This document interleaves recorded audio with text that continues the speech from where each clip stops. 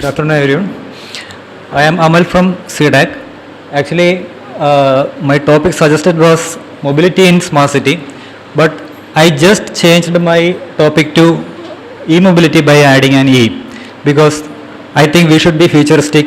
Anyway, if we like EV or not, we will transit to e-mobility in some 20 years.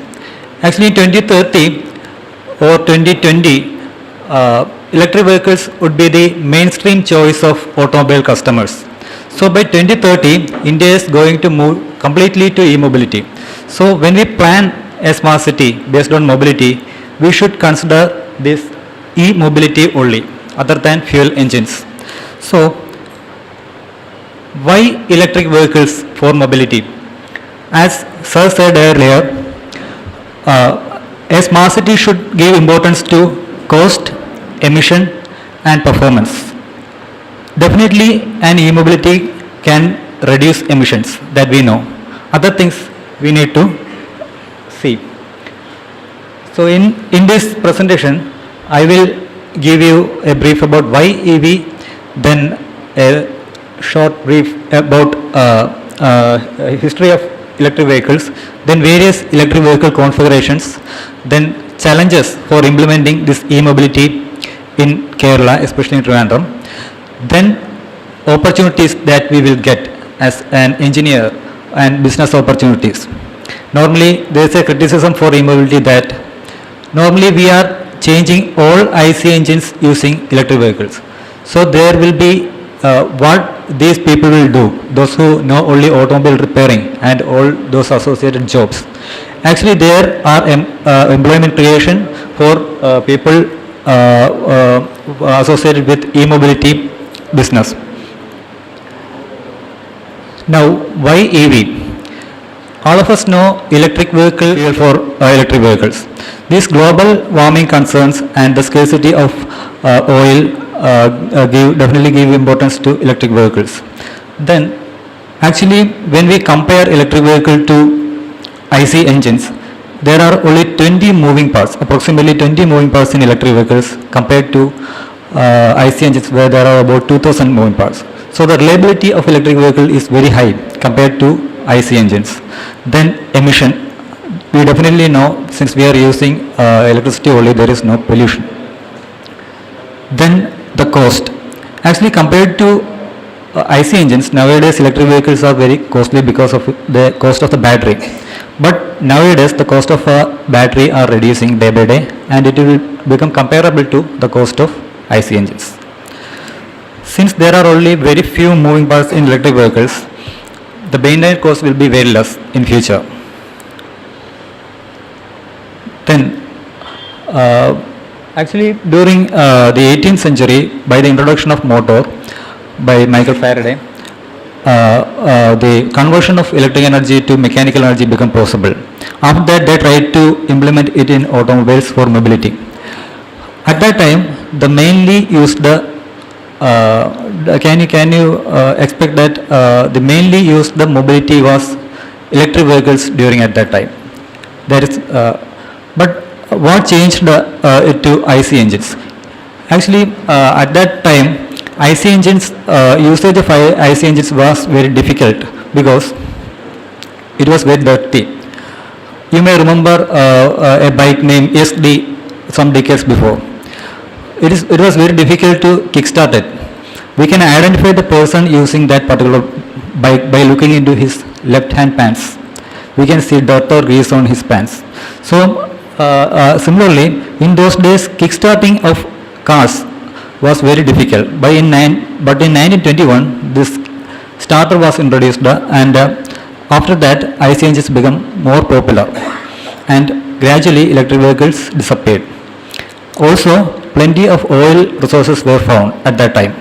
But in past few decades the importance of reducing emission, global warming concerns become more, and after the Paris Treaty all countries tried to reduce emissions. So most of these countries like India, Germany and Norway, all these companies have ambitious targets to remove all IC engines by electric vehicles. So before understanding the challenges for implementing this electric vehicle in our society, we need to understand different configurations of electric vehicles and technology in that. I will explain four main types of electric vehicles. If it is required to go into the depth of technology, I can go. Otherwise, I will just touch those technologies. Okay. This is a pure electric vehicle. We can define any automobile or vehicle as a combination of energy source and propulsion system. In an IC engine, the energy source, energy storage is a fuel tank, but the propulsion system is an engine. In an electric vehicle, the energy source is a battery and the propulsion system is a motor. That is the only difference. But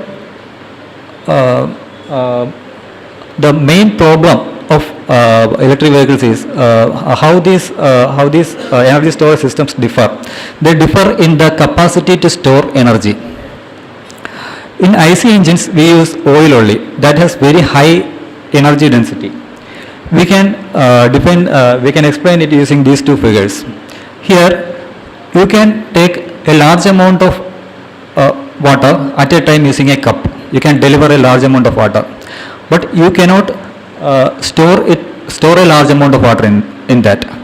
But using a can, you can deliver a small amount of water, but it can store a large amount of water. That's the difference.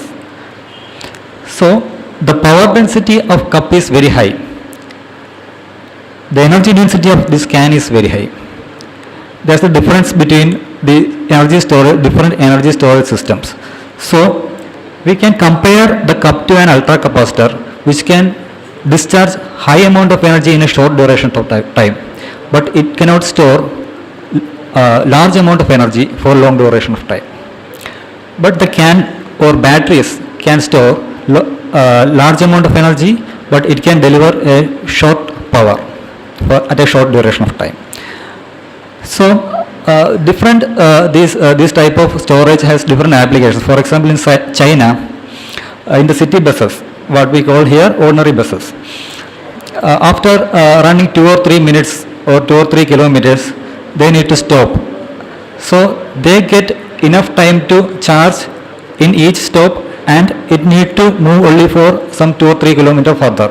Again it will charge. Again it will move 2 or 3 kilometers, and again it will charge. So for that particular application, they use ultra capacitors, because ultra capacitor can charge in few seconds, but can deliver only a small amount of energy. But we cannot use battery for that purpose. That's the difference. This is a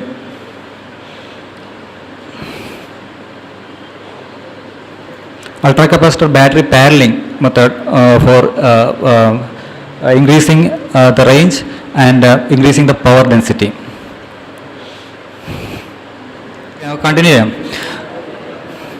sir പറഞ്ഞ പോലെ ഏത് ടെക്നോളജിക്കും അതിൻ്റേതായ പ്രശ്നമുണ്ട്. നമ്മൾ ഈ PPT use ചെയ്യുമ്പോൾ അത് സ്മാർട്ടാണ്.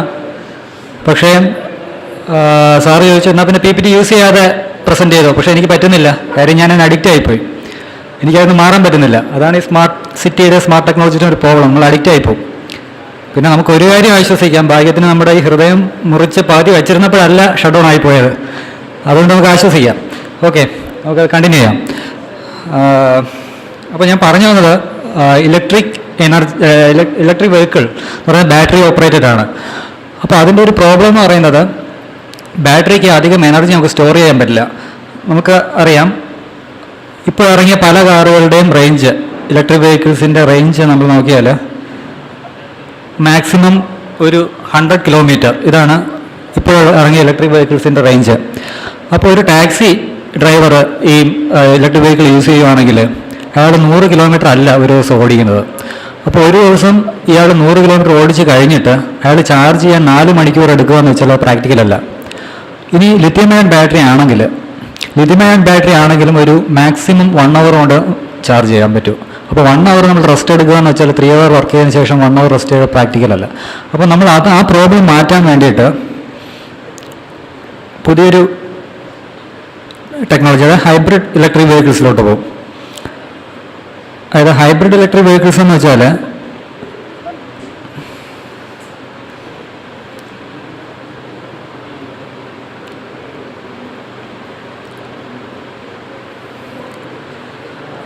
ഒരു IC എഞ്ചിൻ കൂടെ വയ്ക്കും.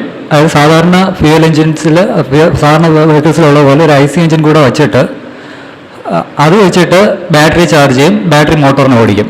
അപ്പോൾ നിങ്ങൾ ചോദിക്കും, ഇവിടെ ഓൾറെഡി IC എഞ്ചിൻ ഉണ്ട്, അപ്പോൾ അത് പൊല്യൂഷൻ അല്ലേ? ഇങ്ങനെ ചാർജ് ചെയ്ത് ബാറ്ററി ചാർജ് ചെയ്ത് ഓടിക്കുന്നതിനേക്കാളും ഡയറക്റ്റ് എഞ്ചിൻ വെച്ച് ഓടിച്ചാൽ പോരെ. അപ്പോൾ പക്ഷേ ഇതിൻ്റെ അഡ്വാൻറ്റേജ് എന്താണെന്ന് വെച്ചാൽ നമുക്ക് റേഞ്ച് കൂടുതൽ കിട്ടും. അതായത് നമുക്ക് റേഞ്ച് ഫിയർ വേണ്ട, റേഞ്ച് ഫിയറിൽ ഓടിക്കാം. പക്ഷേ ഇതിൻ്റെ അഡ്വാൻറ്റേജ് എന്ന് വെച്ചാൽ ഈ സീരീസ് വെഹിക്കിൾസിലെയും പാരലൽ ഹൈബ്രിഡ് ഇലക്ട്രിക് വെഹിക്കിൾസിലെയും എഞ്ചിൻസ് എന്ന് പറയുന്നത് മാക്സിമം എഫിഷ്യൻസി റീജിയനിലായിരിക്കും എപ്പോഴും വർക്ക് ചെയ്യുന്നത്.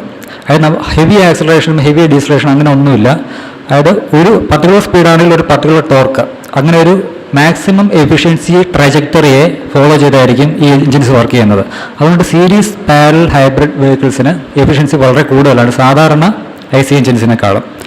പക്ഷേ സീരീസ് ഹൈബ്രിഡ് ഇലക്ട്രിക് വെഹിക്കിളിൽ ഒരു പ്രോബ്ലം ഉണ്ട്. അതിൽ ചെയ്യുന്നതെന്ന് വെച്ചാൽ നമ്മൾ ഒരു സാധാരണ പോലെ ഓയിൽ കത്തിച്ച് മെക്കാനിക്കൽ പവറാക്കി ജനറേറ്റർ ഓടിച്ച് വീണ്ടും ബാറ്ററി ചാർജ് ചെയ്ത് ബാറ്ററി വീണ്ടും മോട്ടോർ വെച്ച് കറക്കി വീണ്ടും മെക്കാനിക്കലാക്കുന്നു.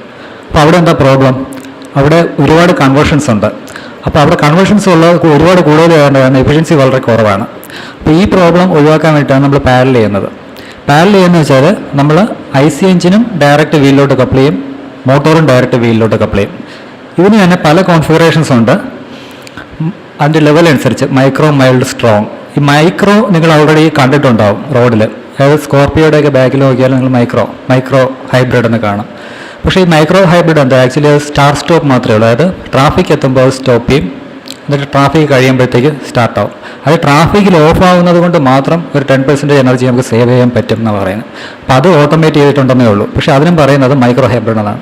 ഇനി മൈൽഡ് ആണെങ്കിൽ നമ്മൾ വണ്ടി ഓടിക്കുന്ന സമയത്ത് നമ്മളൊന്ന് അസിസ്റ്റ് ചെയ്ത് തരും മോട്ടോർ വെച്ചിട്ട്.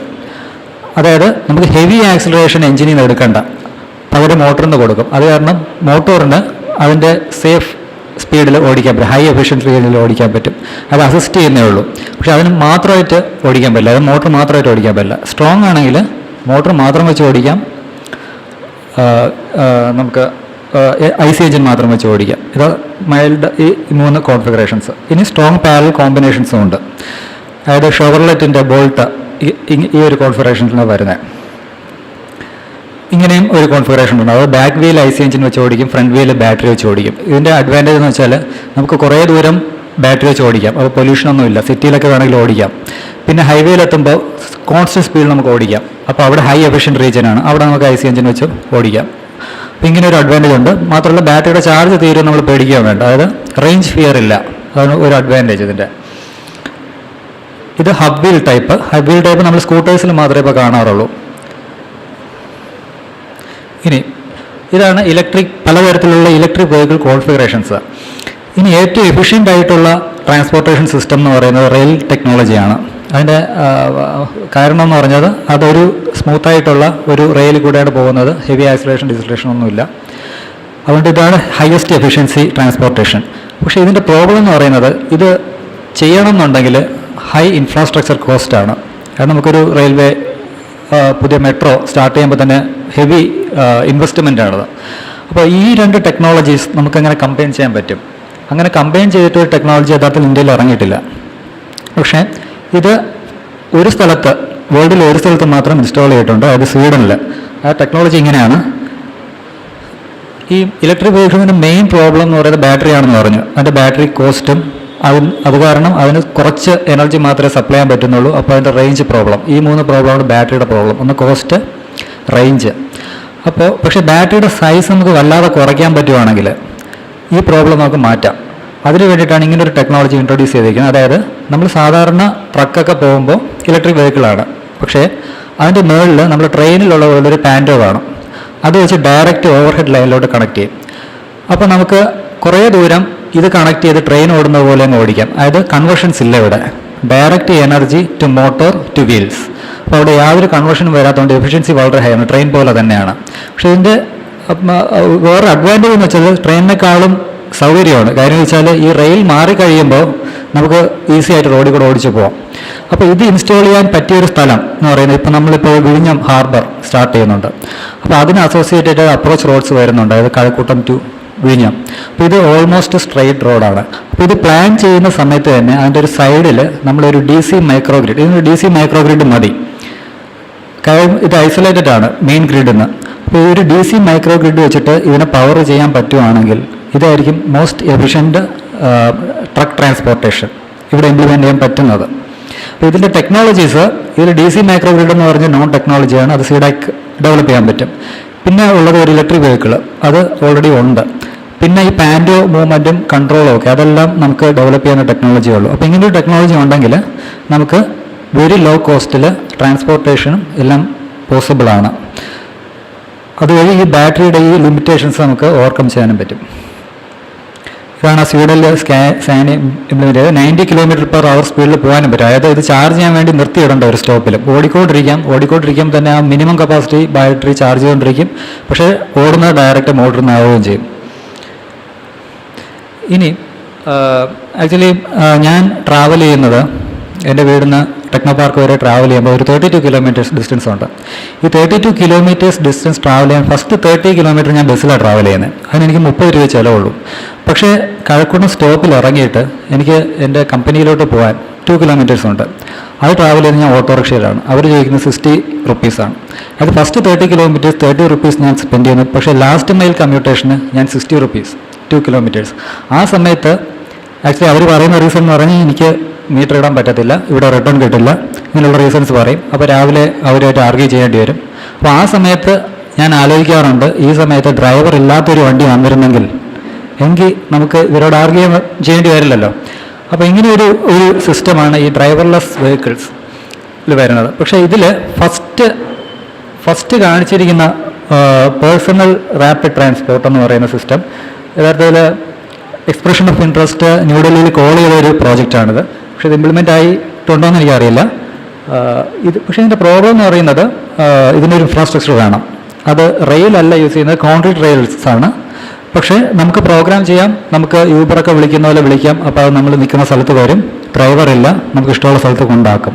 അപ്പോൾ സിറ്റി ടു സിറ്റി ന്യൂഡൽഹിയിലൊക്കെ ഇത് ആപ്ലിക്കബിൾ ആണ്. പക്ഷേ ഇൻഫ്രാസ്ട്രക്ചർ വേണം അതിന്. പിന്നെ രണ്ടാമത് കാണിച്ചിരിക്കുന്നത് അവിടെ ഇൻഫ്രാസ്ട്രക്ചർ ഒന്നുമില്ല, സാധാരണ റോഡിൽ കൂടെ അത് ഓടുന്നത്. പക്ഷേ റോഡൊക്കെ വളരെ ക്ലീനാണ്, നമ്മുടെ പോലെ ഗട്ടറും ഒന്നുമില്ല, റോഡിൽ ലൈൻസ് ഒക്കെ ഇട്ടിട്ടുണ്ട്. അപ്പോൾ ഇതെങ്ങനെയാണ് വർക്ക് ചെയ്യുന്നത്? സൈഡിൽ ലൈൻ ഉണ്ടോ എന്ന് നോക്കും, ആ ലൈൻ ഫോളോ ചെയ്യും. ഇനി ഇൻ കേസ് ഇടയ്ക്ക് എങ്ങനെ ലൈൻ കട്ടായിട്ടുണ്ടെങ്കിൽ അത് GPS വഴി അത് ഡിറ്റക്ട് ചെയ്ത് കറക്റ്റ് ചെയ്തോളും. അപ്പോൾ ഇങ്ങനെയുള്ള കമ്പൈൻഡ് ടെക്നോളജി, പല സെൻസേഴ്സും പല ടെക്നോളജീസും കമ്പൈൻ ചെയ്തിട്ട് ഓട്ടോണോമസ് വെഹിക്കിൾസ് ഡെവലപ്പ് ചെയ്യാൻ പറ്റും. അപ്പോൾ ലാസ്റ്റ് മൈൽ കമ്മ്യൂട്ടേഷന് ഏതായാലും ഓട്ടോണോമസ് വെഹിക്കിൾ നമ്മളിവിടെ പോസിബിൾ ആണോ എന്ന് ചോദിക്കും. പക്ഷേ ആക്ച്വലി ഇറ്റ് ഈസ് പോസിബിൾ. കാര്യം നമുക്ക് ആ രണ്ടാമത് കണ്ടതുപോലുള്ള ചെറിയ വെഹിക്കിൾസ് ഉണ്ടാക്കാനുള്ള ടെക്നോളജി നമ്മുടെ കയ്യിലുണ്ട് ഓൾറെഡി, നമുക്ക് ഡെവലപ്പ് ചെയ്യാവുന്നതേ ഉള്ളൂ. പിന്നെ ബാക്കിയുള്ള ഈ autonomous properties, line following, GPS detection, path finding, ഇതെല്ലാം ചെയ്യാൻ പറ്റുന്ന യങ്സ്റ്റേഴ്സ് ഇവിടെ ഉണ്ട് ആക്ച്വലി. പക്ഷേ അതിന് എല്ലാത്തിനും കൂടെ കോർഡിനേറ്റ് ചെയ്ത് എടുക്കാൻ ആണ് പ്രോബ്ലം. അപ്പോൾ ഇങ്ങനെയുള്ള ടെക്നോളജീസും ഉണ്ട്. പിന്നെ നേരത്തെ സാറ് പറഞ്ഞ പോലെ ഇൻ്റർനെറ്റ് ഓഫ് തിങ്സ് അതെല്ലാം വളരെ ഡെവലപ്പായി കഴിഞ്ഞു. അപ്പോൾ ഇതെല്ലാം യൂട്ടിലൈസ് ചെയ്താൽ ഇങ്ങനെയും ചെയ്യാൻ പറ്റും. ഇനി അവസാനം കാണിച്ചിരിക്കുന്ന 2 ടെക്നോളജി അത് ചിലപ്പോൾ ക്രേസി ഐഡിയ ആയിട്ട് നമുക്ക് തോന്നാം, പക്ഷേ അത് ഇംപ്ലിമെൻറ്റഡ് ആണ്. ലാസ്റ്റ് കാണിച്ചിരിക്കുന്ന ആ ബസ്സിൽ നേരത്തെ ആരോ പറഞ്ഞ പോലെ ഫ്ലൈ ഓവറിൻ്റെ പ്രോബ്ലം ഒന്നും വരില്ല. ആ ബസ് അതുപോലെ left side overtaking, right side overtaking ഒന്നുമില്ല, അത് ത്രൂ ഓവർടേക്കിംഗ്, അതിൻ്റെ അകത്തൂടെ കയറി പോകാൻ പറ്റും. അപ്പോൾ അത് ബസ് ബ്ലോക്ക് ആക്കുന്നില്ല, കാറെല്ലാം അകത്തൂടെയും കയറി പോവാം. അപ്പോൾ ഇത് ഈ റെയിൽ പോലെ റെയിൽ ഓടുന്ന ബസ്സാണ്, പക്ഷേ അകത്തൂടെ വെഹിക്കിൾസിനൊക്കെ ഓവർടേക്ക് ചെയ്ത് പോകാൻ പറ്റും. അപ്പോൾ ബ്ലോക്കൊന്നും ഉണ്ടാകുന്നില്ല. ഇനി അവസാനം കാണിച്ചിരിക്കുന്ന ഒരു നോൺ സ്റ്റോപ്പ് ട്രെയിനാണ്. ഈ കൺസെപ്റ്റ് എന്ന് പറയുന്നത് ഈ ട്രെയിൻ ഒരിക്കലും നിർത്തില്ല. അപ്പോൾ ഭയങ്കര ഫാസ്റ്റാണ്, പക്ഷേ ആളുകൾക്ക് എല്ലാ സ്റ്റോപ്പിലും ഇറങ്ങാനും പറ്റും. അപ്പോൾ അതെങ്ങനെ പോസിബിൾ ആക്കാൻ പറ്റും? അപ്പോൾ അതിൽ ചെയ്യുന്നതെന്ന് വെച്ചാൽ ഇറങ്ങാനുള്ള ആൾക്കാരെല്ലാം അതിൻ്റെ മുകളിലൊരു ചെറിയ ട്രെയിൻ കണ്ടോ, ആ ട്രെയിനിലോട്ട് ക്യാബിലോട്ട് കയറിയിരിക്കും. അപ്പോൾ അത് ഇനിഷ്യലി ആ ട്രെയിൻ മൂവ് ചെയ്യുന്ന അതേ ആക്സിലറേഷനിലായിരിക്കും മൂവ് ചെയ്യുന്നത്. അപ്പോൾ അകത്തിരിക്കുന്ന ആൾക്ക് ആക്സിലറേഷൻ ഡീസിലറേഷൻ ഒന്നും ഫീൽ ചെയ്യില്ല. പിന്നെ അത് ഗ്രാജുവലി ഡീസിലറേറ്റ് ചെയ്തിട്ട് അതിൻ്റെ ബാക്കിൽ നിന്ന് റെയിലിലോട്ട് ഇറങ്ങാനൊരു സ്ലോപ്പ് വേണം, അതുവഴി ആ സ്റ്റേഷനിലോട്ട് ഇറങ്ങും. അപ്പോൾ ഇരിക്കുന്ന ആൾക്ക് ഒരിക്കലും ഹെവി ഡീസിലറേഷൻ ഫീൽ ചെയ്യില്ല. ഇനി ആളിനെ എങ്ങനെ കയറ്റാൻ പറ്റും? കയറ്റാനുള്ള ആൾക്കാർ ഇതിൽ കയറി ഇരുന്നിട്ട് ഈ റെയിലിൻ്റെ ഫ്രണ്ടിലിരിക്കും. അപ്പോൾ ട്രെയിൻ ഇങ്ങനെ പോകുന്ന സമയത്ത് ഇതിൻ്റെ മുകളിലോട്ടൊക്കെ കയറും. പക്ഷെ അവരൊരിക്കലും ഹെവി ആക്സിലറേഷൻ ഫീൽ ചെയ്യാത്ത രീതിയിൽ സ്മൂത്തൻ ചെയ്താണ് ഇതിൻ്റെ മുകളിലോട്ട് കയറുന്നത്. അപ്പോൾ ഈ വെഹിക്കിൾ ഒരിക്കലും നിർത്താതെ തന്നെ എല്ലാ സ്റ്റോപ്പിലും നിർത്തുന്നുമുണ്ട്, ആളുകൾക്കെല്ലാം ഇറങ്ങാനും പറ്റുന്നുണ്ട്. അപ്പോൾ ഇതും ചൈനയിൽ ഇംപ്ലിമെൻ്റ് ചെയ്തിട്ടുള്ള ടെക്നോളജിയാണ്. നമുക്ക് ഈ രണ്ടും പക്ഷേ ക്രേസി ഐഡിയാസ് ആയിട്ട് ഫീൽ ചെയ്യാം. ഇനി ഈ ടെക്നോളജീസ് ഇംപ്ലിമെൻ്റ് ചെയ്യുമ്പോൾ ഉള്ള ചാലഞ്ചസ്, മെയിൻ ചാലഞ്ച് എന്ന് പറയുന്നത് ഇത് ഏത് ടെക്നോളജി സെലക്ട് ചെയ്യണം എന്നുള്ള പ്രോബ്ലം. EV സെലക്ട് ചെയ്യണോ, series, parallel, plug in, HEV, ഇത് ഏത് സെലക്ട് ചെയ്യണം എന്നുള്ളത്. അപ്പോൾ ഇതിന് ഓരോന്നിനും അതിൻ്റെ ഒരു അഡ്വാൻറ്റേജസ് ഉണ്ട്. പക്ഷേ ഇപ്പോൾ നമ്മുടെ ഗവൺമെൻറ്റിൻ്റെ പോളിസി അനുസരിച്ചിട്ട് പ്യുവർ EV ആണ് ഇംപ്ലിമെൻ്റ് ചെയ്യാൻ പോകുന്നത് ഇന്ത്യയിൽ. ഹൈബ്രിഡ് EV യഥാർത്ഥത്തിൽ എന്തുകൊണ്ടാണെന്ന് അറിയില്ല, അൺഫോർച്ചുനേറ്റ്ലി ഹൈബ്രിഡ് EVs നമ്മുടെ ഗവൺമെൻറ്റിൻ്റെ പോളിസി അനുസരിച്ചിട്ട് ലക്ഷറി വെഹിക്കിൾസിലാണ് വരുന്നത്. അതിന് ടാക്സ് കൂടുതലാണ്. യഥാർത്ഥത്തിൽ തിരിച്ചാണ് വേണ്ടത്. ചില പോളിസീസ് നമുക്ക് ആലോചിച്ചാൽ കറക്റ്റാണെന്ന് തോന്നില്ല. നമ്മുടെ ഗവൺമെൻറ് പോളിസി അനുസരിച്ച് ഹൈബ്രിഡ് ഇലക്ട്രിക് വെഹിക്കിൾസ് ലക്ഷറിയാണ്, അതിൻ്റെ ടാക്സ് കൂടുതലാണ്.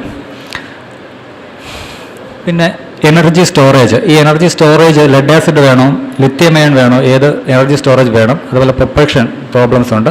ഈ പ്രോബ്ലംസാണ് ഇനി ഡിസ്കസ് ചെയ്യുന്നത്. ഇംപ്ലിമെൻറ്റേഷനിൽ ഉള്ള പ്രോബ്ലംസ് ഈ ഇലക്ട്രിക് വെഹിക്കിൾ നമ്മുടെ കൺട്രിയിൽ ഇംപ്ലിമെൻറ്റ് ചെയ്യുമ്പോൾ. ഇതാണ് മെയിനായിട്ട് ഒരു ഇലക്ട്രിക് വെഹിക്കിൾ ഇംപ്ലിമെൻറ്റ് ചെയ്യുമ്പോൾ ഉള്ള കമ്പോണൻസ്, അതായത് energy storage system, then propulsion system. ഈ എനർജി സ്റ്റോറേജ് സിസ്റ്റം മെയിനായിട്ട് 2 ടൈപ്സ് ഉണ്ട്, ലെഡ് ആസിഡും ലിഥിയം അയണും. ലെഡ് ആസിഡും ലിഥിയം അയൺ വേരി ചെയ്യുന്നത്, ലെഡ് ആസിഡിൻ്റെ എനർജി സ്റ്റോറേജ് പെർ ലിറ്റർ നിങ്ങളൊന്ന് നോക്കിയാൽ 40 Wh/ലിറ്ററേ ഉള്ളൂ. അപ്പോൾ നമ്മൾ ഈ ലെഡ് ആസിഡ് വെച്ചിട്ട് ഒരു വെഹിക്കിൾ ഡിസൈൻ ചെയ്യുകയാണെങ്കിൽ മാക്സിമം കിട്ടാവുന്ന റേഞ്ച് ഒരു ഓട്ടോറിക്ഷയ്ക്ക് 75 കിലോമീറ്ററേ കിട്ടത്തുള്ളൂ. അതും മാക്സിമം സ്പീഡ് 25 km/h. അത് കാരണം എന്ന് പറഞ്ഞത് ഇതിൻ്റെ 2 ലിമിറ്റിംഗ് ഫാക്ടേഴ്സ് ഉണ്ട്. ഒന്ന് പവർ ഡെൻസിറ്റിയും മറ്റേ എനർജി ഡെൻസിറ്റിയും. പവർ ഡെൻസിറ്റി കാരണമാണ് നമുക്ക് ഹൈ സ്പീഡിലോട്ട് പോകാൻ പറ്റാത്തത്. എനർജി ഡെൻസിറ്റി കാരണമാണ് ലോങ് റേഞ്ചിലോട്ട് പോകാൻ പറ്റാത്തത്. ഇനി ഇതിൻ്റെ റേഞ്ച് കൂട്ടണമെങ്കിൽ എന്ത് ചെയ്യും? എനിക്കൊരു ഓട്ടോ ഉണ്ട്, പക്ഷേ എൻ്റെ റേഞ്ച് കൂട്ടണം. എന്ത് ചെയ്യാൻ പറ്റും? ബാറ്ററി സൈസ് കൂട്ടണം. പക്ഷെ ബാറ്ററി സൈസ് കൂട്ടുമ്പോൾ ഒരു പ്രശ്നമുണ്ട്, വീണ്ടും വെഹിക്കിളുടെ മാസ് കൂടും. അപ്പോൾ അതിൻ്റെ ലോസ് വീണ്ടും കൂടും. അപ്പോൾ വീണ്ടും ബാറ്ററി സൈസ് കൂട്ടേണ്ടി വരും. ഇതിങ്ങനെ ലൂപ്പിൽ കിടക്കും.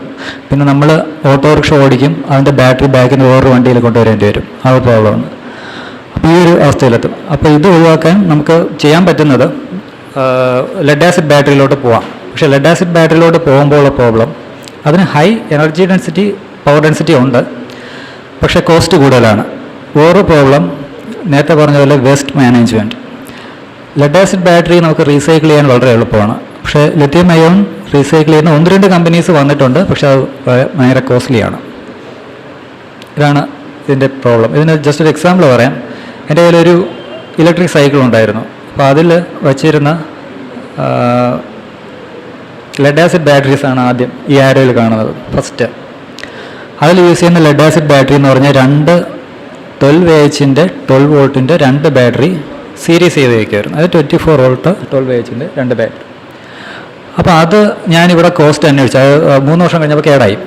അപ്പോൾ കേടായ സൈക്കിളുകളെല്ലാം ആളുകൾ വിറ്റുകൊണ്ടിരിക്കുക, അവർക്ക് പ്രോബ്ലം മനസ്സിലാവുന്നില്ല. അപ്പോൾ ഞാനൊരു സെക്കൻഡ് ഹാൻഡ് സൈക്കിൾ മേടിച്ചു. അപ്പോൾ അത് പ്രോബ്ലം നോക്കിയപ്പോൾ ബാറ്ററി പോയതാണ്. അപ്പോൾ അത് റീപ്ലേസ് ചെയ്യണമെങ്കിൽ കോസ്റ്റ് എന്ന് പറയുന്നത് 6000 rupees-ആണ്. 2 ബാറ്ററി, ഓട്ടോ ഗ്രേഡില്ല 2 ബാറ്ററി റീപ്ലേസ് ചെയ്യാൻ. അപ്പോൾ ഞാൻ ലിഥിയം അയൺ ബാറ്ററി മേടിച്ചു. പക്ഷേ ലിഥിയം അയൺ ബാറ്ററി മേടിച്ചപ്പോൾ അഡ്വാൻറ്റേജ് എന്ന് വെച്ചാൽ 12Ah നിന്ന് എനിക്ക് 10Ah കുറയ്ക്കാൻ പറ്റി. കാര്യം അതിൻ്റെ എഫിഷ്യൻസി വളരെ കൂടുതലായതുകൊണ്ട്. മാത്രമല്ല അതിൻ്റെ കോസ്റ്റ് എന്ന് പറയുന്നത് 4000 rupees ആയുള്ളൂ. അപ്പോൾ നമ്മൾ ഈ പഠിച്ച കാര്യത്തിൽ നിന്ന് നേരെ തിരിച്ചാണ് പ്രാക്ടിക്കലി നമുക്ക് എക്സ്പീരിയൻസ് ചെയ്തത്. അതായത് 6000 rupees ആയ ലെഡ് ആസിഡിനേക്കാളും കുറവേ ലിഥിയം അയണിന് ആക്ച്വലി പ്രാക്ടിക്കലി ആയുള്ളൂ. അപ്പോൾ അതിൻ്റെ സൈസ് ഡിഫറൻസ് കൂടെ നിങ്ങൾ നോക്കണം. 2 ബാറ്ററി യൂസ് ചെയ്ത വോളിയത്തിൻ്റെ സ്ഥാനത്ത് ഒരു ചെറിയ ബാറ്ററിയെ യൂസ് ചെയ്തുള്ളൂ. അതിൻ്റെ വെയിറ്റ് എന്ന് പറയുന്നത് 9 കിലോയിൽ നിന്ന് 2 കിലോയിലോട്ട് കുറയ്ക്കാൻ പറ്റി. ഇതാണ് ഈ ബാറ്ററി തമ്മിലുള്ള വ്യത്യാസം. ഇനി ലിഥിയം അയൺ യൂസ് ചെയ്യേണ്ട വേസ്റ്റ് മാനേജ്മെൻറ്റ് മാത്രമല്ല, അതിൻ്റെ വേറൊരു മെയിൻ പ്രോബ്ലം എന്ന് പറയുന്നത് നമ്മുടെ രാജ്യത്ത് ലിഥിയം അയൺ ഡെപ്പോസിറ്റ്സ് ഇല്ല. അപ്പോൾ നമ്മൾ എന്തുകൊണ്ടാണ് ഇലക്ട്രിക് വെഹിക്കിൾസിലോട്ട് മൂവ് ചെയ്യുന്നതെന്ന് വെച്ചാൽ ഓയിൽ ഇമ്പോർട്ട് കുറയ്ക്കാൻ വേണ്ടിയിട്ടെന്നാണ് നമ്മൾ പറയുന്നത്. പക്ഷേ ഓയിൽ ഇമ്പോർട്ട് കുറയ്ക്കാൻ വേണ്ടിയിട്ട് നമ്മൾ ലിഥിയം അയൺ ബാറ്ററീസിലോട്ട് പോയാൽ നമ്മൾ ബാറ്ററീസ് ഇമ്പോർട്ട് ചെയ്യേണ്ടി വരും. അപ്പോൾ അതുകൊണ്ട് ഇലക്ട്രിക് വെഹിക്കിളിൻ്റെ ലോട്ട് പോകുന്നത് ഒരു ഡബിൾ സൈഡഡ് സോഡ് പോലെയാണ്. നമ്മൾ സൂക്ഷിച്ച് ഉപയോഗിച്ചില്ലെങ്കിൽ ഇൻവേഴ്സ് എഫക്റ്റ് ആയിരിക്കും ആക്ച്വലി ഉണ്ടാവുന്നത്. പിന്നെ ആകെയുള്ളൊരു ലിഥിയം അയോണിൻ്റെ ഡെപ്പോസിറ്റ് എന്ന് പറയുന്നത് എന്താണ്? അർബൻ സൈക്ലിംഗ് എന്ന് പറയും. അർബൻ സൈക്ലിംഗ് എന്ന് വെച്ചാൽ ഒന്നുമല്ല, നമ്മുടെ കയ്യിൽ ഒരുപാട് ലിഥിയം ബാറ്ററീസ് ഉണ്ട്, അതിനെ റീസൈക്കിൾ ചെയ്യുക, അതിനാണ് അർബൻ സൈക്ലിംഗ് എന്ന് പറയുന്നത്. അത് ആ ഒരു മെത്തേഡ് മാത്രമേ ഉള്ളൂ. അപ്പോൾ ചില കമ്പനീസ് അത് സക്സസ്ഫുള്ളി ചെയ്യുന്നുണ്ട്. അപ്പോൾ ഈ വേസ്റ്റ് മാനേജ്മെൻറ്റ് വളരെ പ്രോബ്ലമായിട്ട് വരും ഇലക്ട്രിക് വെഹിക്കിൾസ് വരുവാണെങ്കിൽ. നമുക്ക് ഇലക്ട്രിക് വെഹിക്കിൾസ് പൊല്യൂഷൻ കുറവാണെന്ന് പറയുന്നുണ്ടെങ്കിലും. ഇനി പ്രൊപ്പൽഷൻ സിസ്റ്റത്തിലോട്ട് പോയാൽ 2 ടൈപ്പ് പ്രൊപ്പൽഷൻ സിസ്റ്റം, മാഗ്നറ്റിക്കും നോൺ മാഗ്നറ്റിക്കും. അപ്പോൾ ഇതിൽ നോൺ മാഗ്നറ്റിക് PMSM, അതായത് synchronous motor, magnet synchronous machines ആണ് കോമൺലി യൂസ് ചെയ്യുന്നത്. അതിന് കാര്യം അതിൻ്റെ പവർ ഡെൻസിറ്റി വളരെ കൂടുതലായതുകൊണ്ട് മോട്ടോർ സൈസ് വളരെ കുറവാണ്. അതുകൊണ്ട് വെഹിക്കിളിൻ്റെ എഫിഷ്യൻസി വളരെ കൂടുതലായിരിക്കും PMSM യൂസ് ചെയ്യുകയാണെങ്കിൽ. പക്ഷേ PMSMൻ്റെ പ്രോബ്ലവും മാഗ്നറ്റാണ്. മാഗ്നറ്റ് നമ്മുടെ രാജ്യത്തില്ല. മാഗ്നറ്റിലെ മെയിൻ കമ്പോണൻ്റ് എന്ന് പറയുന്നത് നിക്കൽ, കൊബാൾട്ട്, പിന്നെ നിയോബിഡിനം, ഇങ്ങനെ 3 കമ്പോണൻസ് റെയർ എർത്ത്. പക്ഷേ ഇതൊന്നും നമ്മുടെ രാജ്യത്തില്ല. അപ്പോൾ വീണ്ടും നമ്മൾ മാഗ്നറ്റും ഇമ്പോർട്ട് ചെയ്യേണ്ടി വരും. അപ്പോൾ ഓയിലിൻ്റെ ഇമ്പോർട്ട് മേടിച്ച് നമ്മൾ ബാറ്ററിയും മാഗ്നറ്റും ഒക്കെ ഇമ്പോർട്ട് ചെയ്തുകൊണ്ടിരിക്കേണ്ടി വരും. അപ്പോൾ അത് ഒഴിവാക്കാൻ നമുക്ക് ചെയ്യാൻ പറ്റുന്നത് ഒന്നുകിൽ ലെഡ് ആസിഡ് ബാറ്ററി യൂസ് ചെയ്യുക. പക്ഷേ അത് യൂസ് ചെയ്താൽ ഒരുപാട് പ്രോബ്ലം ഉണ്ട്.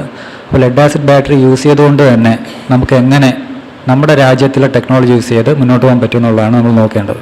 അതുപോലെ മാഗ്നറ്റ് ഇല്ലാത്ത മോട്ടോർ വെച്ചിട്ട് നമുക്ക് എങ്ങനെ പറ്റും. അത് ഇൻഡക്ഷൻ മോട്ടോറും SR മോട്ടറുമാണ്. SR മോട്ടറിന് പ്രോബ്ലംസ് ഉണ്ട്. ലോ സ്പീഡിൽ ടോർക്ക് റിപ്പിൾ വളരെ കൂടുതലാണ്. അതുപോലെ ഇൻഡക്ഷൻ മോട്ടറിൻ്റെ പ്രോബ്ലം സൈസ് കൂടുതലാണ്. പക്ഷേ ഇതിനെ ഓവർകം ചെയ്തുകൊണ്ട് നമുക്ക് എങ്ങനെ ടെക്നോളജി മൂവ് ചെയ്യാൻ പറ്റുമെന്നാണ് നമ്മൾ നോക്കേണ്ടത്. നമ്മൾ ഫോറിൻ ടെക്നോളജീസ് ജസ്റ്റ് ഫോളോ ചെയ്തിട്ട് കാര്യമില്ല. ഇനി ഈ ഇലക്ട്രിക് വെഹിക്കിളിൻ്റെ ഒരു പ്രോബ്ലം പറഞ്ഞു, റേഞ്ച് ഫിയർ.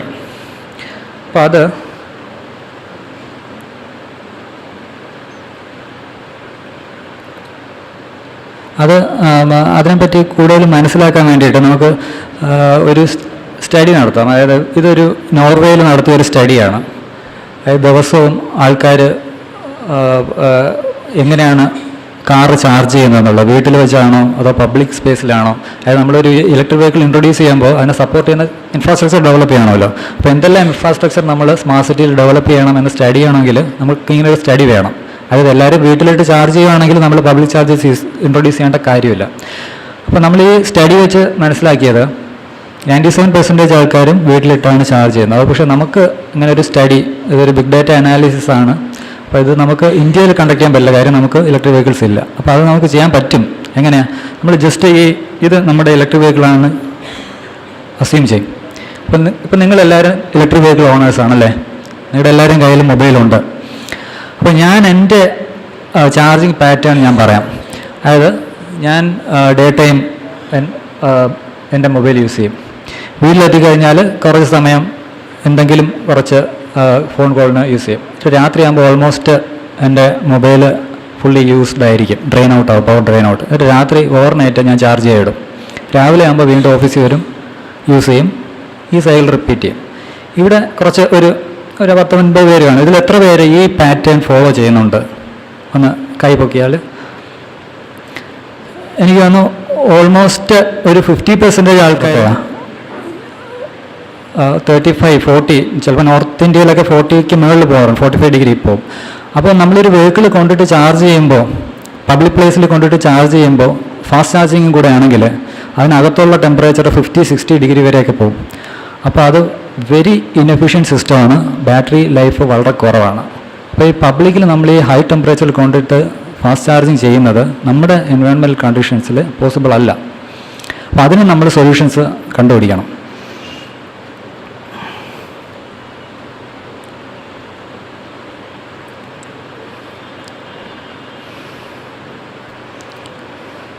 അപ്പോൾ അതിനുള്ള ഒരു സൊല്യൂഷൻ ഞാൻ പറഞ്ഞു, ഫാസ്റ്റ് ചാർജിങ്. പക്ഷേ ഫാസ്റ്റ് ചാർജിങ്ങിന് പ്രോബ്ലം ഉണ്ട്. പബ്ലിക് ചാർജേഴ്സ് ഫാസ്റ്റ് ചാർജിങ് ആയിരിക്കണം എന്ന് പറഞ്ഞു. പിന്നെ വേറൊരു മെത്തേഡും കൂടെ നമ്മൾ യൂസ് ചെയ്യാറുണ്ട്. നമ്മൾ പിന്നെ എപ്പോഴാണ് നമുക്ക് മൊബൈൽ ഫോൺ പബ്ലിക് പ്ലേസിൽ ചാർജ് ചെയ്യണമെന്ന് തോന്നുന്നത്? ലോങ് ഡിസ്റ്റൻസ് യാത്ര ചെയ്യുന്ന സമയത്ത്. ആ സമയത്ത് നമുക്ക് ചാർജ് ചെയ്യണമെന്ന് തോന്നും. പക്ഷേ ആ സമയത്ത് നമ്മൾ പലരും ഫോളോ ചെയ്യുന്ന ഒരു മെത്തേഡുണ്ട്. നമ്മുടെ പഴയ നോക്കിയ 1100 പൊടികത്തി എടുത്തിട്ട് ആ ബാറ്ററി ഇടും. Smart batteries smart phones use ചെയ്യില്ല. അതിൻ്റെ അഡ്വാൻറ്റേജ് എന്ന് വെച്ചാൽ നമുക്ക് ഒരുപാട് നേരം യൂസ് ചെയ്യാം. അപ്പോൾ നോർവേയിലൊക്കെ സാധാരണ ആൾക്കാർ ചെയ്യുന്ന ഇതേ സംഭവമാണ്. അതായത് നമ്മൾ ഡെയിലി ഓഫീസ് കമ്മ്യൂട്ടേഷന് നമ്മൾ ഇലക്ട്രിക് വെഹിക്കിൾസ് യൂസ് ചെയ്യും. അതായത് 100 കിലോമീറ്റേഴ്സ് കിട്ടും. പിന്നെ ലോങ് ജേർണി പോവുകയാണെങ്കിൽ ഫ്യൂൽ എഞ്ചിൻസ് യൂസ് ചെയ്യാം കാറ്. ഇങ്ങനൊരു മെത്തേഡും കൂടെ ഉണ്ട്. അപ്പോൾ നമുക്കിത് ഇത് ഇലക്ട്രിക് വെഹിക്കിൾസിൻ്റെ ഇംപ്ലിമെൻറ്റേഷനെ കുറിച്ച് പഠിക്കുമ്പോൾ നമ്മൾ ആ ഒരു മൊബൈൽ അനലോഗിയെ പറ്റി ആലോചിച്ചാൽ വളരെ ഈസി ആയിരിക്കും ഇംപ്ലിമെൻറ്റ് ചെയ്യാൻ. പിന്നെ നമ്മൾ പറഞ്ഞു ഒരു പ്രോബ്ലമാണ് മെയിനായിട്ട് പറഞ്ഞത്, അത് ലെഡ് ആസിഡ് ബാറ്ററി വെച്ചിട്ട് തന്നെ നമുക്ക് എങ്ങനെ ടാക്സീസ് മാനേജ് ചെയ്യാൻ പറ്റും. അതിനുള്ള ഒരു മെത്തേഡ് ഞാൻ പറഞ്ഞു, ഇവിടെ ഇപ്പോൾ ഇൻട്രൊഡ്യൂസ് ചെയ്യാൻ പോകുന്ന സിറ്റീസിൽ, അതായത് ട്രിവാൻഡ്രം, കൊച്ചി, കോഴിക്കോട് 3 സിറ്റിയിലും മെയിൻലി 2 വെഹിക്കിൾസ്, അതായത് 3 വീലറും ബസ്സസും ആണ് റീപ്ലേസ് ചെയ്യാൻ പോകുന്നത്. പക്ഷേ 3 വീലേഴ്സിൻ്റെ പ്രോബ്ലം ഞാൻ പറഞ്ഞു, അതിൻ്റെ maximum speed 25 kilometre, range 75 kilometre. ഇത് വെച്ചിട്ട് അയാൾക്ക് മാനേജ് ചെയ്യാൻ പറ്റില്ല. അയാൾക്ക് പെട്ടെന്ന് ചാർജ് ചെയ്യാൻ വേണം. പക്ഷേ പെട്ടെന്ന് ചാർജ് ചെയ്യാൻ ലെഡ് ആസിഡ് വെച്ച് പറ്റുമില്ല. അപ്പോൾ ചെയ്യാൻ പറ്റുന്ന ഒന്ന്, നമ്മുടെ ബാറ്ററി ഡിറ്റാച്ചബിൾ ആണെന്നുണ്ടെങ്കിൽ, ഇവിടെ എല്ലാം സ്വാപ്പബിൾ ബാറ്ററി സ്റ്റേഷൻസ് ഉണ്ടെങ്കിൽ നമുക്ക് അവിടെ പോയിട്ട് ബാറ്ററി വരിക, പുതിയ ബാറ്ററി ഇടുക. അത് as fast as oil recharge ആണ്. അപ്പോൾ ഇതാണ് നമ്മുടെ ഇവിടെ ഫീസിബിൾ ആയിട്ടുള്ള ഒരു ടെക്നോളജി, അതായത് swappable batteries, lead acid batteries. പക്ഷേ അപ്പോഴും നമ്മൾ സ്മാർട്ടായിട്ടുള്ള ആൾക്കാരാണ്, സ്മാർട്ട് സിറ്റിയേക്കാൾ സ്മാർട്ടായിട്ടുള്ള ആൾക്കാരാണ്. അവരെന്ത് ചെയ്യും, ആ ബാറ്ററി വണ്ടിയിലുള്ള പഴയ ബാറ്ററി കൊടുത്തിട്ട് പുതിയ ബാറ്ററി എടുക്കും, അപ്പം ടാമ്പർ ചെയ്യും. അപ്പം അത് ഒഴിവാക്കാൻ വേണ്ടി എന്ത് ചെയ്യാൻ പറ്റും, ഒരു സ്മാർട്ട് ലോക്ക് സിസ്റ്റം വേണ്ടി വരും. അപ്പോൾ ഇതിന് ബാറ്ററീസ് എപ്പോഴും ഒരു സ്മാർട്ട് ലോക്ക്ഡ് ആയിരിക്കണം. അതിൻ്റെ state of charge, state of health ഇതെല്ലാം മോണിറ്റർ ചെയ്യാൻ പറ്റണം. ഈ ബാറ്ററി ഈ വെഹിക്കിളിൽ വെച്ചാൽ മാത്രമേ ഡിസ്ചാർജ് ചെയ്യാൻ പറ്റാവുള്ളൂ. ഈ ബാറ്ററി വെണ്ടർക്ക് മാത്രമേ ചാർജ് ചെയ്യാനും പറ്റാവുള്ളൂ. അല്ലാതെ ഇയാൾ കൊണ്ടുപോയിട്ട് വേറെന്തെങ്കിലും ചാർജ് ചെയ്ത് അതിനെ ടാമ്പർ ചെയ്യാൻ പാടില്ല, അതിനൊക്കെ ഇളകാൻ പാടില്ല. ഇങ്ങനെ പ്രോബ്ലം ഉണ്ട്. അപ്പോൾ ഇങ്ങനെയുള്ള ടെക്നോളജീസ് എല്ലാം ഒരുപാട് ആപ്ലിക്കേഷൻസ് ഇവോൾവ് ചെയ്ത് വരുന്നുണ്ട്. ഇനി 3 വെഹിക്കിൾസ് ഉണ്ടെന്ന് പറഞ്ഞാൽ ഇലക്ട്രിക്, ഹൈബ്രിഡ്, പ്ലഗ്-ഇൻ. അപ്പോൾ ഇതിൽ ഇലക്ട്രിക് വെഹിക്കിളിന് റേഞ്ച് ഫിയർ ഉണ്ട്, പക്ഷേ ബാക്കി 2 അത് പ്ലഗ്-ഇൻ ഹൈബ്രിഡാണ്, റേഞ്ച് ഫിയർ വേണ്ട. ഇതിൽ ഹൈബ്രിഡ് ഇലക്ട്രിക് വെഹിക്കിൾ ആണെങ്കിൽ ചാർജിങ് ഇൻഫ്രാസ്ട്രക്ചർ വേണ്ട, കാര്യം വീട്ടിൽ കൊണ്ടിട്ട് ചാർജ് ചെയ്യാം. വീട്ടിൽ കൊണ്ട് ചാർജ് ചെയ്യേ വേണ്ട, അത് IC എഞ്ചിൻ വെച്ചാണ് ചാർജ് ചെയ്യുന്നത്, അപ്പം ചാർജിങ്ങേ വേണ്ട. പക്ഷേ പ്ലഗ്-ഇൻ ആണെങ്കിൽ വീട്ടിൽ കൊണ്ടിട്ട് ചാർജ് ചെയ്യാം, കാര്യം അതിൽ IC എഞ്ചിനുണ്ട്, പതുക്കെ വീഡിയോ ഓടിച്ചുകൊണ്ട് പോകാം. അപ്പോൾ ഇത് 3 കാറ്റഗറിയിൽ വരും. ഇതിൽ സ്വാപ്പബിൾ തന്നെ 2 ടെക്നോളജി ഉണ്ട്. കൂടുതൽ ടെക്നോളജിയിലോട്ട് പോകുന്നില്ലെങ്കിൽ കൈപൊക്കിയാൽ ഞാൻ കുറച്ച് വൈൻഡപ്പ് ചെയ്യാം. ഓക്കെ, അതായത് ഈ സ്വാപ്പബിൾ ബാറ്ററീസ് തന്നെ 2 ടെക്നോളജീസ് ഉണ്ട്. റേഞ്ച് എക്സ്റ്റെൻഡർ എന്ന് പറഞ്ഞിട്ട്, ഇതിൽ നമ്മുടെ സ്കൂട്ടറിലൊക്കെ അല്ലെങ്കിൽ കാറിൽ അതിന് ബിൽറ്റിൻ ആയിട്ട് ഒരു ബാറ്ററി കാണും. പിന്നെ അതുകൂടാതെ നമ്മൾ ലോങ് ജേർണി പോകുമ്പോൾ മാത്രം യൂസ് ചെയ്യാൻ വേണ്ടിയിട്ട് ഒരു ബാറ്ററിയും കൂടെ ഇടാം. അങ്ങനെ ഒരു ടെക്നോളജി റേഞ്ച് എക്സ്റ്റെൻഡർ എന്ന് പറഞ്ഞിട്ടും വരുന്നുണ്ട്. അപ്പോൾ ഈ ഓയിൽ ഫില്ലിങ്ങും ബാറ്ററി വെഹിക്കിൾ റീചാർജിങ് തമ്മിൽ ഇത്ര ഡിഫറൻസേ ഉള്ളൂ. അതായത് ഇലക്ട്രിക് ചാർജിങ് സ്ലോ ആണ്, മറ്റേ ഫാസ്റ്റാണ്. എനർജി ഡിസ്ട്രിബ്യൂട്ടഡ് ആണ് ഇലക്ട്രിക് ചാർജിങ്ങിൽ, കാര്യം എല്ലാ വീട്ടിലും ഉണ്ട്. പക്ഷേ മറ്റേ ലിമിറ്റഡ് പെട്രോൾ പമ്പ്സേ ഉള്ളൂ. പക്ഷേ എന്നാൽ പോലും നമ്മൾ ഇത് ഇംപ്ലിമെൻറ്റ് ചെയ്യുമ്പോൾ ഇത്രയും ശ്രദ്ധിക്കാമെന്ന് പറയുന്ന കുറച്ച് റീസൺ നിങ്ങൾക്ക് മനസ്സിലായി, ഇങ്ങനെ പ്രോബ്ലം ഉണ്ട്. പക്ഷേ പമ്പ് യഥാർത്ഥത്തിൽ 2 ടൈപ്പ് പമ്പേ നിങ്ങൾ കണ്ടിട്ടുള്ളൂ, പെട്രോളും ഡീസലും മെയിനായിട്ട്. പക്ഷേ ഈ ചാർജിങ് സ്റ്റേഷൻസ് വരുമ്പോൾ ഇത്രയും ടൈപ്പ് ചാർജിങ് സ്റ്റേഷൻസ് ഉണ്ട്. അത് പല യൂസേഴ്സിനെയും മീറ്റ് ചെയ്യാൻ വേണ്ടിയിട്ട് പല ടൈപ്പ് ചാർജിങ് സ്റ്റേഷൻസ് നമ്മൾ പ്രൊവൈഡ് ചെയ്യേണ്ടി വരും. ഇതാണ് ഈ ഇംപ്ലിമെൻറ്റേഷനിലുള്ള ഒരു മെയിൻ പ്രോബ്ലം. ഒന്ന്, ഹൈവേ ട്രാൻസിറ്റുകാർക്ക് വേണ്ടിയിട്ടൊരു ഫാസ്റ്റ് ചാർജർ വേണം. പിന്നെ എൻ്റർപ്രൈസസ്, റീറ്റെയിലേഴ്സ്, അവർ ചിലപ്പോൾ ബാറ്ററി സ്വാപ്പിംഗ് ആയിരിക്കും, അല്ലെങ്കിൽ പാർക്കിംഗ് ഫീ എടുക്കുന്നവരായിരിക്കാം, അങ്ങനെയുള്ള ആൾക്കാരുണ്ട്. പിന്നെ ട്രക്സിന് രാത്രി മാത്രം പാർക്ക് ചെയ്യുന്ന ആൾക്കാരായിരിക്കും, പകൽ ഓടുന്ന ആൾക്കാരായിരിക്കും. ഇങ്ങനെ പല കാറ്റഗറീസ് ഉള്ള ആൾക്കാരെല്ലാവരെയും മീറ്റ് ചെയ്യേണ്ടി വരും ഈ ഇലക്ട്രിക് വെഹിക്കിൾ ഇൻട്രൊഡ്യൂസ് ചെയ്യുമ്പോൾ. അപ്പോൾ ഇതിനെല്ലാത്തിനുള്ള ടെക്നോളജീസ് നമ്മൾ ഡെവലപ്പ് ചെയ്യണം. സ്മാർട്ട് സിറ്റിയിൽ ആ ഫീച്ചേഴ്സ്, ഇൻഫ്രാസ്ട്രക്ചറും എല്ലാം വേണം.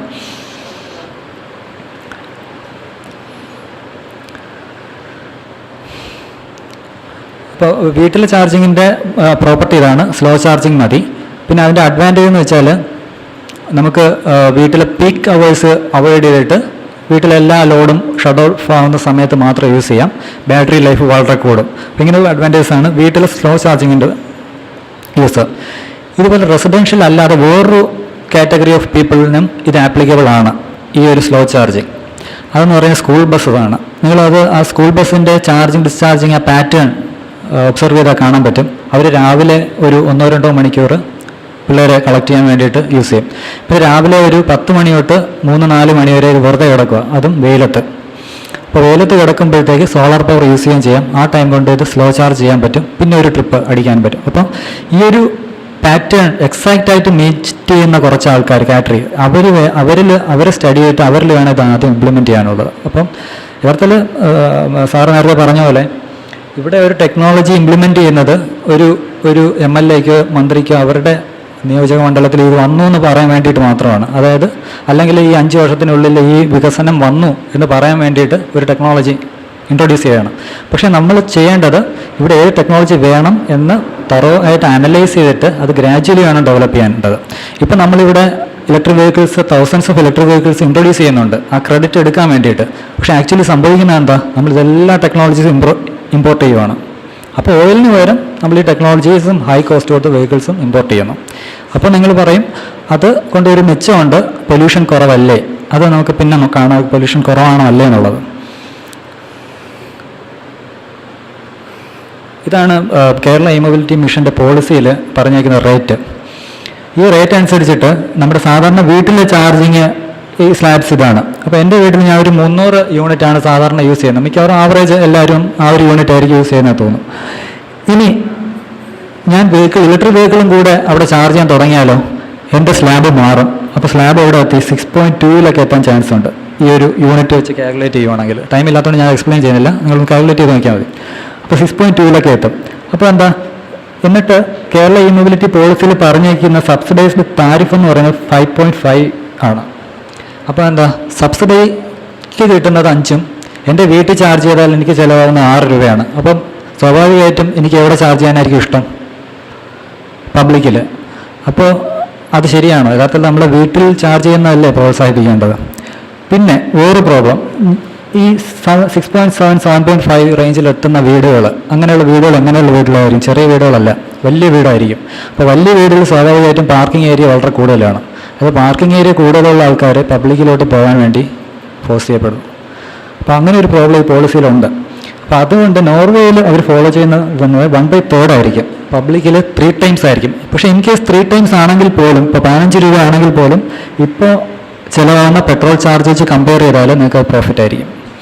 അപ്പോൾ അത് ഒന്നുകിൽ ചാർജ് കൂട്ടണം, പക്ഷെ ചാർജ് കൂട്ടുമ്പോൾ പ്രോബ്ലം വരും. അപ്പോൾ അതിനൊരു സൊല്യൂഷൻ എന്ന് പറയുന്നത് നമുക്ക് ഒന്നുകിൽ സെപ്പറേറ്റ് ഒരു കണക്ടർ പോയിന്റ് വീട്ടിൽ കൊടുക്കാം. പക്ഷേ സെപ്പറേറ്റ് കണക്ടർ പോയിന്റ് സബ്സിഡൈസ്ഡ് ആയിട്ട് കൊടുക്കുമ്പോൾ അവിടെയും നമ്മൾ സ്മാർട്ടാവും, നമ്മളത് വേറെ പർപ്പസിന് യൂസ് ചെയ്യും. അപ്പോൾ അവിടെയും ഇതുപോലെ സ്മാർട്ട് ടെക്നോളജീസ് വേണ്ടി വരും. അപ്പോൾ ആസ് ആൻ എൻജിനീയർ നിങ്ങൾക്ക് യഥാർത്ഥത്തിൽ ഒരു വലിയൊരു ഓപ്പർച്യൂണിറ്റിയാണ് ഇത് തുറന്നു വരുന്നത്. ഒരുപാട് ടെക്നോളജീസ്, ആ ടെക്നോളജി എന്തൊക്കെയാണെന്ന് ഞാൻ എക്സ്പ്ലെയിൻ ചെയ്യുന്നുണ്ട്. പിന്നെ ഇനി ചാർജിങ് സെനാരിയോ, അതായത് പബ്ലിക് വെഹിക്കിളിൽ നേരത്തെ പറഞ്ഞ ഫാസ്റ്റ് ചാർജിങ് ബാറ്ററി സ്വൈപ്പിംഗ് ആണ്. ഞാൻ കുറച്ച് ഫാസ്റ്റായിട്ട് പോകാം. ഇനി ഡ്രൈവിംഗ് പാറ്റേൺ, നമ്മൾ ഓയിൽ വെഹിക്കിൾസ് യൂസ് ചെയ്യുമ്പോൾ ലോകത്ത് ഉപയോഗിക്കുന്ന ഏത് ഓയിൽ വെഹിക്കിളും നമുക്ക് ഇവിടെ യൂസ് ചെയ്യാം. നമ്മളങ്ങനെ അത്രയ്ക്ക് കൺസേൺ ഒന്നും കൊടുക്കാറില്ല. പക്ഷേ നമ്മൾ ഇലക്ട്രിക് വെഹിക്കിൾസ് വരുമ്പോൾ നമ്മുടെ ടെറൈനിൽ ആക്ച്വലി യോജിച്ച വെഹിക്കിൾ തന്നെ നമ്മൾ സെലക്ട് ചെയ്യണം. കാര്യം ഡൽഹിയിൽ യൂസ് ചെയ്യുന്ന ഒരു ഓട്ടോറിക്ഷയുടെ പവർ 1 കിലോവാട്ടാണ്. ആ ഓട്ടോറിക്ഷ നമ്മൾ ട്രിവാൻഡ്രത്ത് കൊണ്ട് ഓടിച്ചാൽ ഓടിക്കാൻ പറ്റില്ല, ഡ്രൈവർക്ക് മാത്രമേ ഇരിക്കാൻ പറ്റും. ആൾ കയറുമ്പോഴത്തേക്ക് പിന്നെ വണ്ടി നീങ്ങത്തില്ല. കാര്യം ടെറൈൻ ഡിഫറൻ്റ് ആണ്. ന്യൂഡൽഹി എന്ന് പറയുന്ന പ്ലെയിൻ ലാൻഡാണ്, ഇവിടെ അതല്ല. അപ്പം ഇവിടെ ഒരു 25 കിലോമീറ്ററിലെ 1 കിലോവാട്ടിൻ്റെ ഒരു ഓട്ടോ ഇൻട്രൊഡ്യൂസ് ചെയ്യുന്നതെന്ന് പറഞ്ഞാൽ കുറച്ച് ആൾ വാങ്ങിക്കുമായിരിക്കും. അത് എത്ര ആൾ ഓടും നമുക്ക് പ്രാക്ടിക്കലി നോക്കണം. അപ്പോൾ നമ്മൾ ചെയ്യേണ്ടത്, ഡൽഹിയിൽ ഇങ്ങനെ ഒരു ബസ്സിൻ്റെ ടെൻഡർ വിളിച്ചപ്പോൾ അവർ ചെയ്തത് ഡൽഹി ഡ്രൈവ് സൈക്കിൾ എന്ന് പറഞ്ഞൊരു ഡ്രൈവ് സൈക്കിൾ ഡെവലപ്പ് ചെയ്തു. അതിൽ ടെറൈൻ ഡിഫൈൻ ചെയ്യുന്നുണ്ട്. ഡ്രൈവ് സൈക്കിൾ എന്ന് പറഞ്ഞാൽ ഇത്ര സമയത്ത് എത്ര വെലോസിറ്റി നമ്മൾ എത്തിയിരിക്കണം നമ്മുടെ വെഹിക്കിൾ, അങ്ങനെ ഒരു പാറ്റേൺ ഈ കാണിച്ചിരിക്കുന്ന ഒരു NEDC ഡ്രൈവ് സൈക്കിൾ എന്ന് പറഞ്ഞാൽ യൂറോപ്പിൽ ഫോളോ ചെയ്യുന്ന ഡ്രൈവ് സൈക്കിളാണ്. അത് ഇത്ര ടൈമിൽ എത്ര വെഹിക്കിൾ എത്ര സ്പീഡ് എത്തിയിരിക്കണം.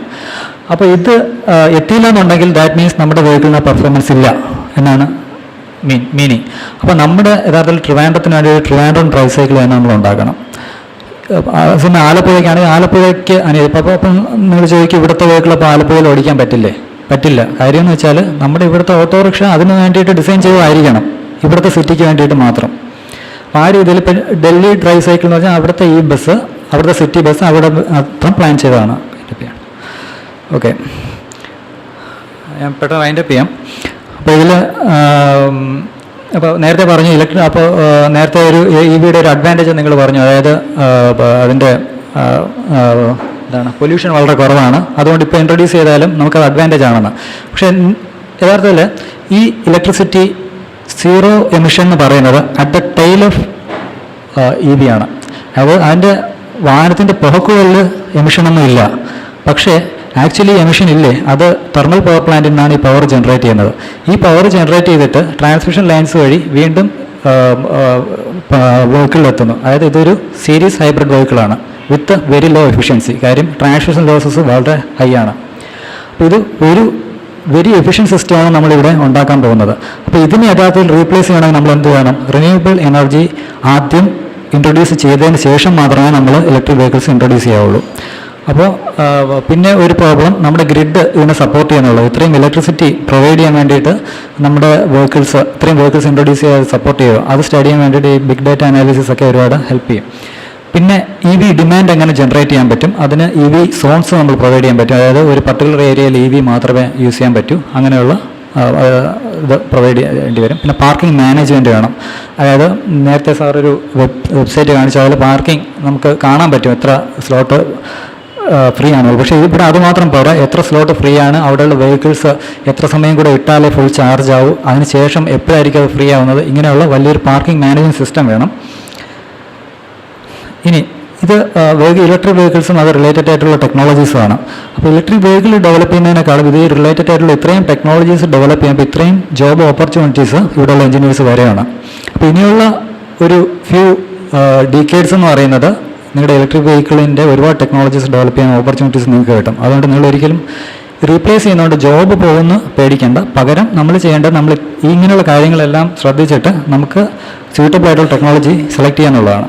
ഇത് സിറ്റി പെർഫോമൻസ് ടൂൾ എന്ന് പറഞ്ഞിട്ട് സീമെൻസ് ഡെവലപ്പ് ചെയ്തൊരു ടൂളാണ്. ഇതൊരു ബിഗ് ഡാറ്റ അനാലിസിസ് ആണ്. ആ സാർ പോയി തോന്നുന്നു, അല്ലെങ്കിൽ ഞാൻ കാണിക്കായിരുന്നു.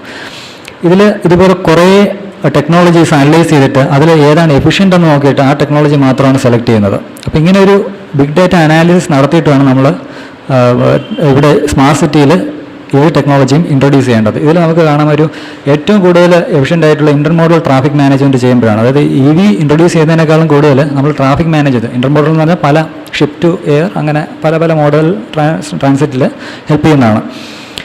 ജസ്റ്റ് ഒരു എക്സാമ്പിൾ പറയാം. നമ്മുടെ ഇവിടെ ഒരു റൗണ്ട് അബൌട്ട് ഉണ്ട്. അതായത് ഫ്ലൈ ഓവറിൻ്റെ അടിയിൽ കൂടെ പോയിട്ട് റൗണ്ട് അബൌട്ട് ചുറ്റിയാണ് ഇവിടെ വരാൻ വേണ്ടിയിട്ട്. ആ റൗണ്ട് അബൌട്ട് നമ്മളൊരു 10 മീറ്റർ അങ്ങോട്ട് ഷിഫ്റ്റ് ചെയ്യുവാണെങ്കിൽ ഒരു വെഹിക്കിൾ എത്ര ദൂരം ലാഭിക്കാൻ പറ്റും? 10 മീറ്റർ ഷിഫ്റ്റ് ചെയ്യുമ്പോൾ ചുറ്റി വരുമ്പോൾ 20 മീറ്റേഴ്സ് ലാഭിക്കാൻ പറ്റും. അതുവഴി എത്ര വെഹിക്കിൾസ് ട്രാവൽ ചെയ്യുന്നുണ്ട്? അപ്പോൾ ഇത്രയും തൗസൻഡ്സ് ഓഫ് വെഹിക്കിൾസാണ് അതുവഴി ട്രാവൽ ചെയ്യുന്നത്.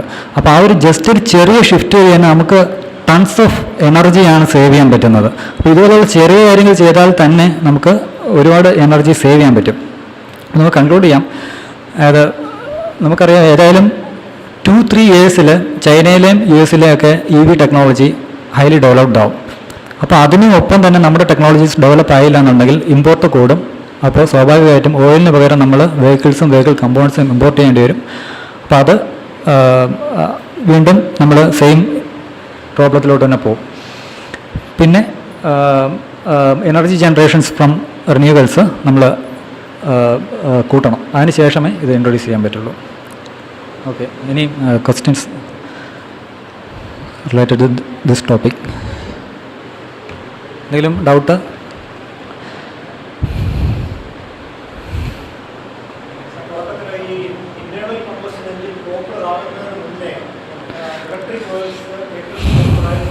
അതെ,